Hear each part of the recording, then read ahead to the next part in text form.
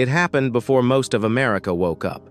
No red carpet, no flashing cameras, no dramatic farewell, just a quiet headline that felt wrong the moment you read it. Catherine O'Hara was gone. For more than 4 decades, she had been the woman who made us laugh when life felt heavy, the familiar face who showed up every Christmas, every rerun, every era of our lives. She felt permanent, untouchable, and that is why the shock cut so deep. This was not just the loss of an actress.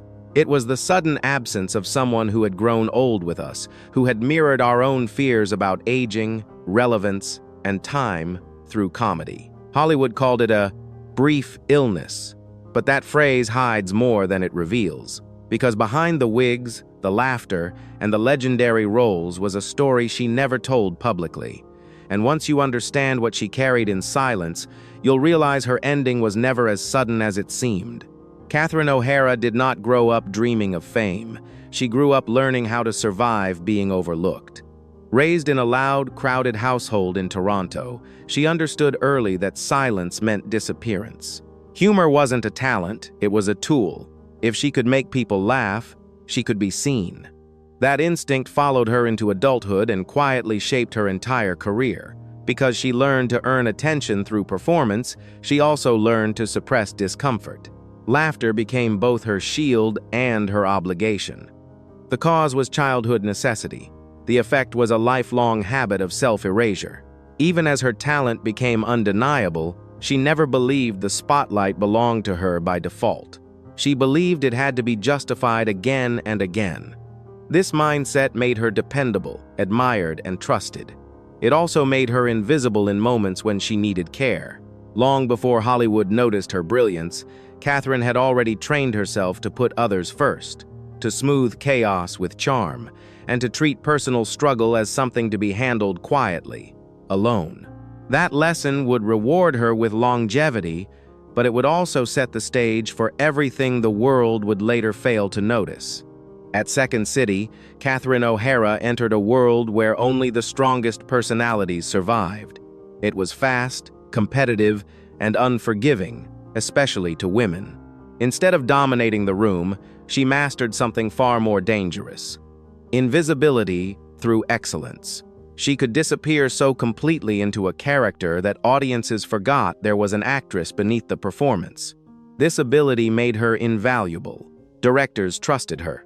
Fellow comedians relied on her. And Hollywood began to notice. But success came with an unintended consequence.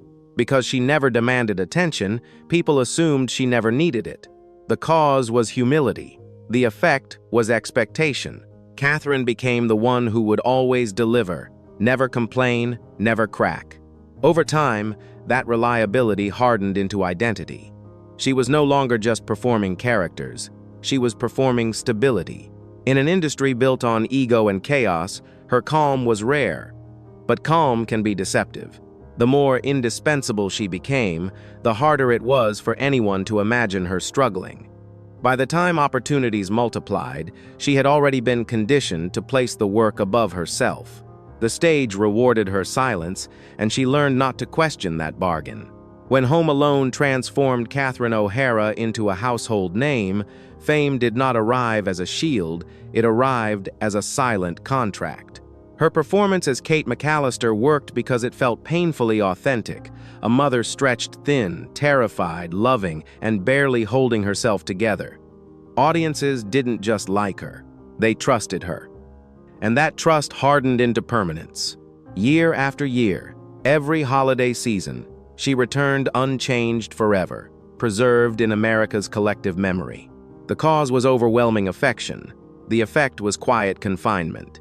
She became familiar, comforting, expected. While other actors pushed back against typecasting or demanded reinvention, Catherine accepted it without protest, convinced that gratitude was safer than resistance. But familiarity has a cost. It smooths out edges. It erases complexity. Behind the scenes, she wrestled with nerves and self-doubt, questioning herself long after the cameras stopped rolling. In public, she offered only warmth, composure, and generosity. Slowly, admiration replaced curiosity. People loved her, but they stopped asking how she was really doing. With each passing year, the gap widened between the woman she was and the image the world clung to. Fame preserved her face but quietly overlooked her humanity. The sudden loss of close friends most painfully, John Candy left a permanent mark on Catherine O'Hara. Grief taught her a brutal lesson early. In Hollywood, mourning is brief, but expectations are endless. She made a conscious choice not to turn sorrow into spectacle. Silence became her protection. The cause was dignity. The consequence was distance. Because she never spoke publicly about her grief, people assumed it had been resolved. Because she carried herself with strength, no one thought to look for fractures beneath the surface. Over time, silence stopped being a decision and became instinct. Emotional strain, physical fatigue, and professional pressure were absorbed rather than released. Catherine came to believe that suffering quietly was part of the job, the unspoken cost of longevity. That belief safeguarded her reputation, but slowly shrank her inner world. Even when roles slowed or shifted, she never blamed the industry that demanded so much from her. She adapted instead. Adaptation kept her visible, respected, and working, but it also trained her to ignore her own limits. By the time exhaustion demanded attention, it had already been normalized, unseen, and dangerously unattended. Schitt's Creek was not simply a comeback for Catherine O'Hara, it was a quiet confession wrapped in comedy. Through Moira Rose, she confronted a fear most performers never admit out loud: the terror of becoming irrelevant. Moira's exaggerated confidence, her obsession with legacy, and her refusal to acknowledge decline weren't jokes pulled from thin air. They were reflections of lived experience. That truth is why the character exploded into a cultural phenomenon. Awards followed. Praise became relentless. And suddenly, in her 60s, Catherine was everywhere again. But success has a hidden price: long shooting days, endless interviews, a level of physical and emotional endurance that no one questioned because she made it look effortless. The irony was cruel. Just as she reached her creative peak, her body began to whisper for restraint. But Catherine had spent a lifetime ignoring whispers. Stopping felt like failure. Continuing felt like duty. So she delivered again, and the applause grew louder, drowning out the cost quietly accumulating behind the curtain. In her final years, the warning signs weren't dramatic. They were subtle, almost polite. Invitations were declined without explanation. Appearances grew shorter. Schedules shifted quietly. To the public, it meant nothing at all. To those close enough to notice, it suggested retreat. Catherine O'Hara controlled her narrative until the very end. She didn't want concern. She didn't want speculation. The cause was privacy. The effect was shock.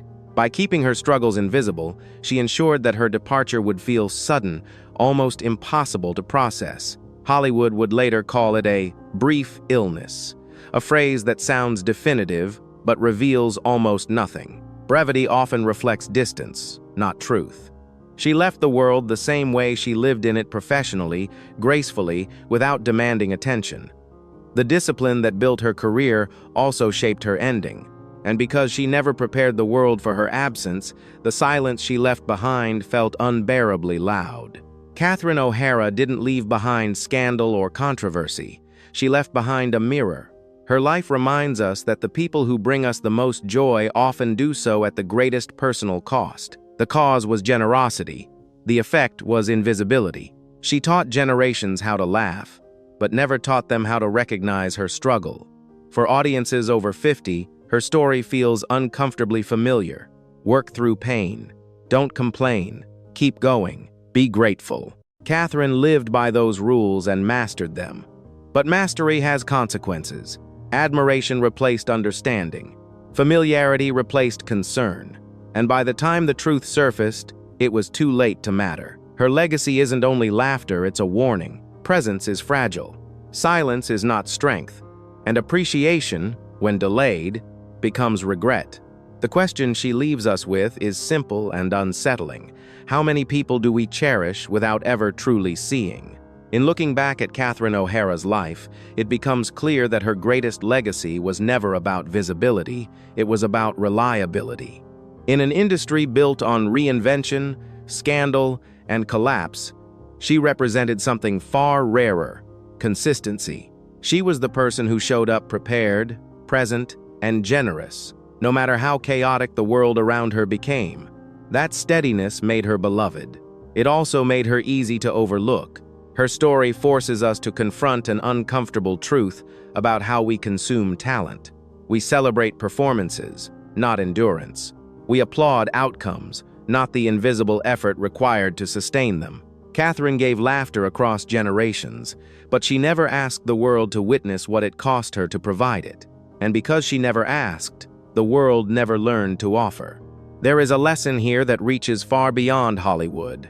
Many people of her generation were raised with the belief that strength meant silence, that professionalism meant pushing through pain, and that gratitude required compliance.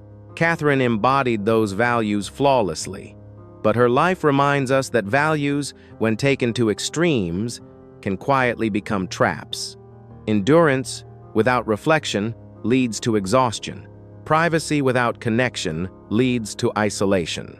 And admiration without curiosity creates distance. Her career did not burn out, it endured. And endurance, while admirable, often hides warning signs better than failure ever could. The tragedy is not that she worked too long or gave too much. The tragedy is that the world learned how to enjoy her presence without ever questioning her absence. What Catherine O'Hara leaves behind is not a cautionary tale about fame, but a reminder about attention, real attention. The kind that asks, "How are you really doing?" Not just, "What's next?" Her legacy challenges us to stop mistaking familiarity for permanence and success for invulnerability. No one, no matter how dependable, is immune to limits. As viewers, fans, and human beings, we owe her more than applause in retrospect. We owe her the willingness to learn from the silence she maintained for so long.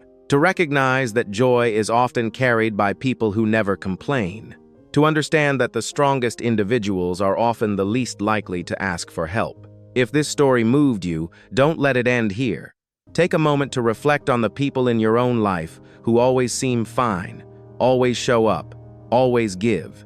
Reach out to them. Check in. Appreciation matters most when it's timely. And if you value stories like this, stories that go beyond headlines and honor the human cost behind legendary careers, make sure to like this video, share your thoughts in the comments, and subscribe to the channel.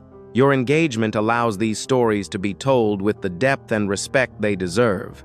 Catherine O'Hara gave us laughter that will live forever. What we choose to do with the lesson she leaves behind that part is still up to us.